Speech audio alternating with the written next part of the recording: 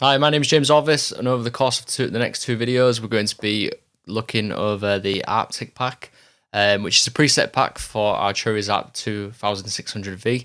It's a really, really cool pack. There's some really nice sounds in there. And the benefit of doing this is that it's going to help you get your head around the synth a little bit more. So I'm going to go through some techniques that have been used. Also give you like a really nice kind of look into the pack and the sounds that are available for you to play around with. So let's start with this first one. So this is a sequence, and as you'll notice in the pack, there is a lot of sequences down here, which is quite cool. You can go through them and play around with the different sequences and stuff as well and get different variations on it. So this is a really cool one because it uses a lot of patching and modulation and stuff for the sequencer. So it's like, for me, this one's a good lesson to look at to see how the sequencer works. So let's start with this one and have a quick listen to it. Just before I press play, just bear in mind that I've only just holding the note C really, and then that runs the sequence. So let's press play.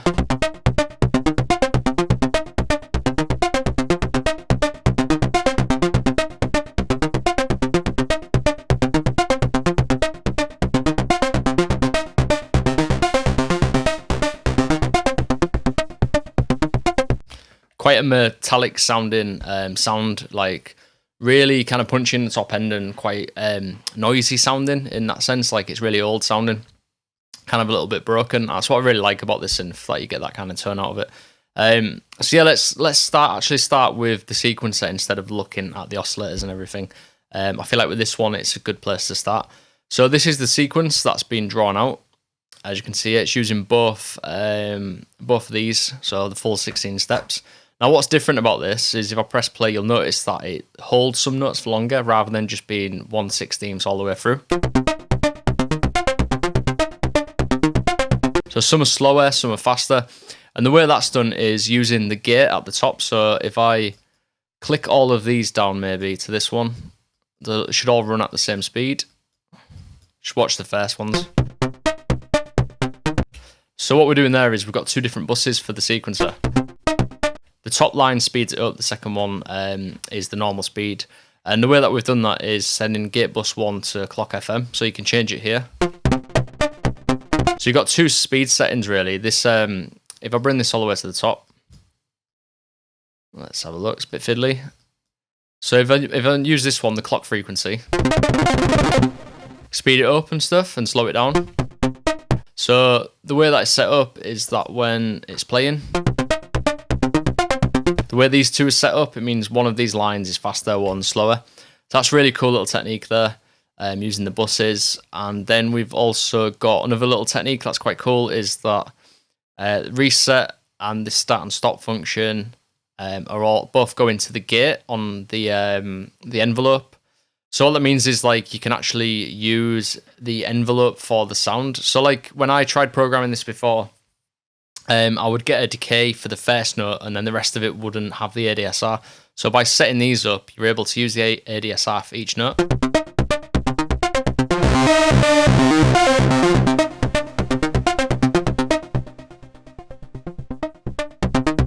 Let me just reset this again.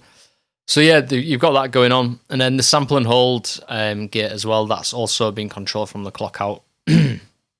So that means that the this gate here, that's connected also to the sequencer.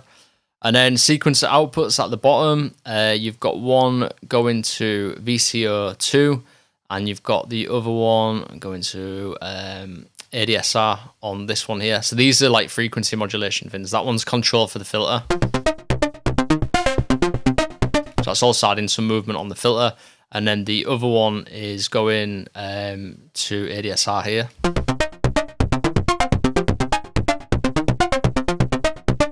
Adding a little bit of movement in the pitch on oscillator 3. Let me have a quick look at this. And then quantized there, that's like the standard way of setting this up. So quantized A is going to oscillator 2 and oscillator 3, and that's going to the keyboard CV. So that just means that that sequencer is then able to play the notes on these oscillators. Oscillator 1's not audible, but if you bring it up, you'll notice that it's not connected to the sequencer.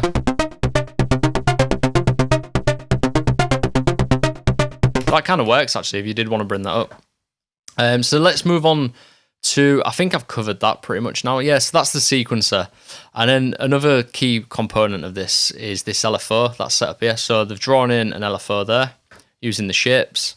And then that's quantized using this MIDI sync button.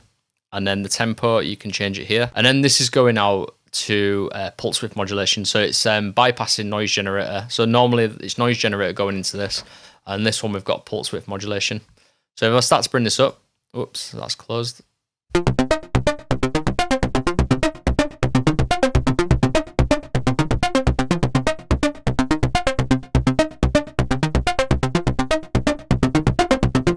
Very subtle, but you can kind of hear that working.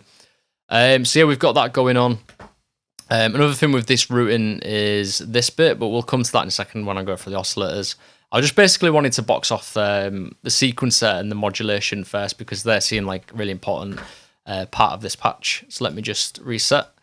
And we'll just go through the oscillators. So basically, we've only got oscillator 2 and oscillator 3 running. Oscillator 1's not running. And we have got for oscillator 2, we've got the pulse width coming through. So that just comes through as standard, as you can see on the orange tab. And then the third one, we've got pulse width modulation again. So they're balanced with these two sliders here. And then you can see the pulse widths has been set up here. So if I move these across,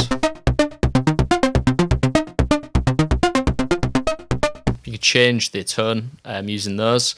And then these are set an octave apart as well. So set an octave apart. This one's a bit lower.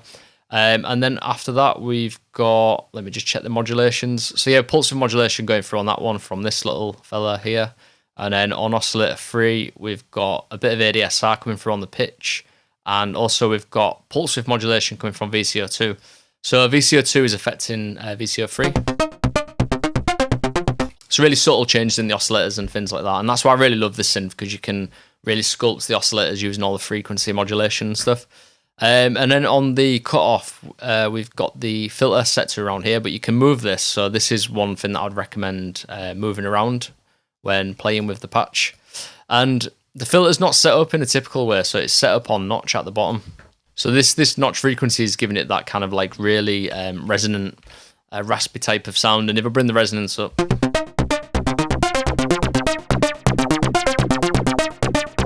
you can really hear how that the filter's moving from this little guy here, coming from the sequencer, and the way that it's modulating.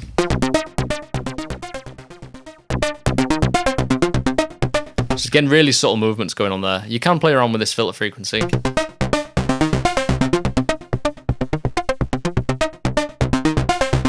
So by opening and close it, you kind of get like a bit of a decay type sound coming in.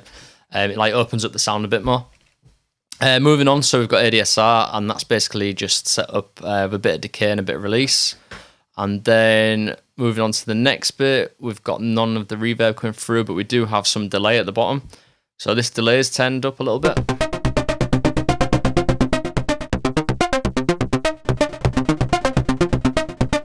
So you could adjust that to taste when working with this sound in a track. And then the next bit, we've got, let's have a quick look. I think that's pretty much it for the top section. That's worth noting. There's nothing else going on with the noise and the sample and hold and stuff like that. Nothing coming from the LFO.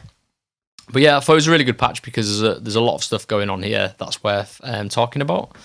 And that's pretty much it for this one. So let's move on to the next one. So this next one, I really, really liked this sound. Ignore that at the top. I was originally going to show you this one, 28, but I've gone for this 52 lead harbour. And I just drawn in a little sequence here. So this was just taken from one of the MIDI packs that we did. And it sounds like this.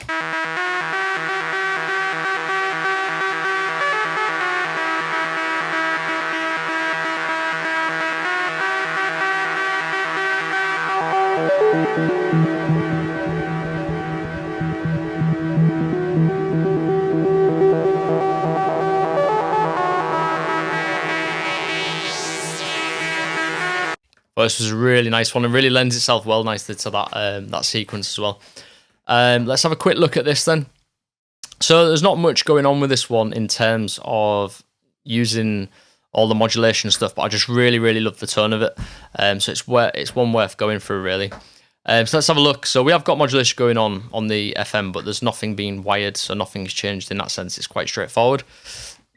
So let's start by looking at the oscillators. So we've just got one oscillator coming through. And what's happened is, instead of it coming from oscillator 1, which would have been the square wave, it's coming from oscillator 2, so its sawtooth from oscillator 2 is going in here. And that's just the way it's been routed in, because we're using some frequency modulation from VCO1, so this is like just a modulation source, really. So the way that that's working is this little knob here. So that's a big part of the sound. So oscillator 1, there's a bit of ADSR going on there, so there's some pitch movement. So I'll bring this up.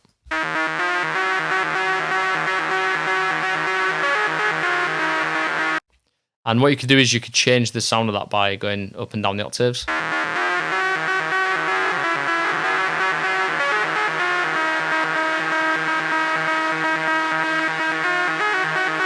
So you could really play around with that, the sound of that, by changing the octaves and the pitch. And just notice how it doesn't actually affect the pitch of the sound. It just kind of changes the waveform, like it just modulates the waveform in a really nice way. So we've got that going on, and then this one, obviously, oscillator 2 is a saw wave, and we've got that set quite high. And you can play around with that and fit that to your track when working with it. So that's pretty much it for the oscillators. Oscillator 3 is out of action. It's not really working on this one. And then filter. So the filter is a big part of it. Obviously, you can modulate that. And the way that this setup is, it's on bandpass, so you get that really nice sweep. And the resonance is quite high as well, and that's how you just get that really nice kind of raspy tone as it moves up and down.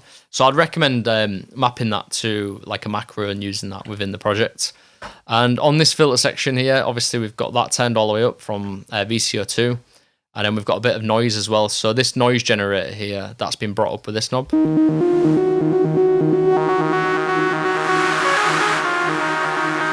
So you can move that to taste and bring that in or out. I mean, you could, if you was playing around with this patch, you could bring up the third oscillator.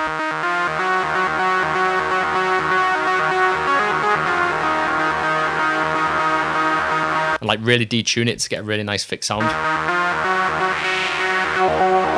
So for me, if I was playing with this patch in a track, I'd probably start with that first oscillator, maybe with the noise down. And then start to bring the noise in. To build up the tension, and then I'd start to bring in VCO3.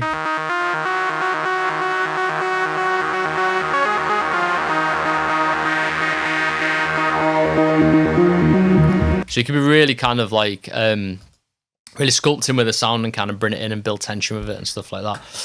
Moving on, so that's the filter. It's quite a key part of the sound, really. The next bit, we've got ADSR. So with the ADSR, we've got a little bit coming through on the filter. So you could add this in actually as well.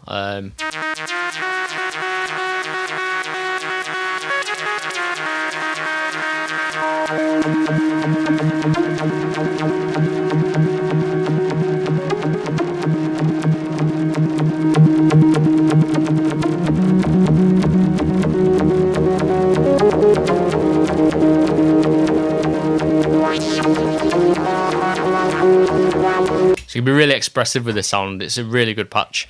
So yeah, I'd recommend, if you're going to use that patch or all the patches, just really play around with them and find out what makes it tick and what you could use in your track. So yeah, that's a cool bit. And then the next bit that we've got going on is the delay. So if I just bring this all the way down.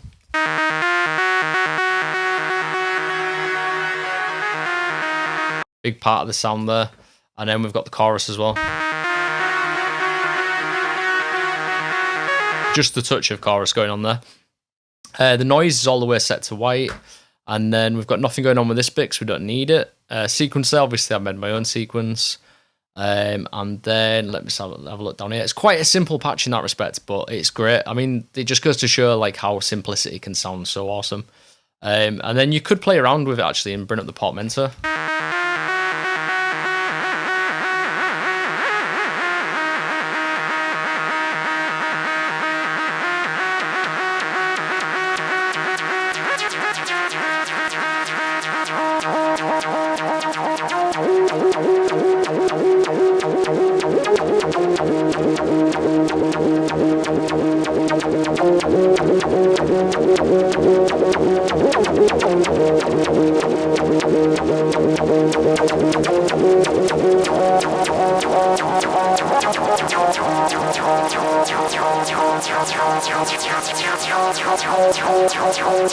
Yeah, really cool. That really love that one. So that's pretty much it for these two, and then the next video that we're going to release in a few days, or a couple of days, we'll show you another two patches. So we've got this sequence patch and this pad patch. Hope you found that really useful. If you haven't gone and got the pack yet, go and check it out. It's a really, really good pack. I've already started using it in a lot of tracks myself. There's some really good sound design in there and a lot of diversity as well. My name is James Orvis. Thank you for watching, and I will catch you next time.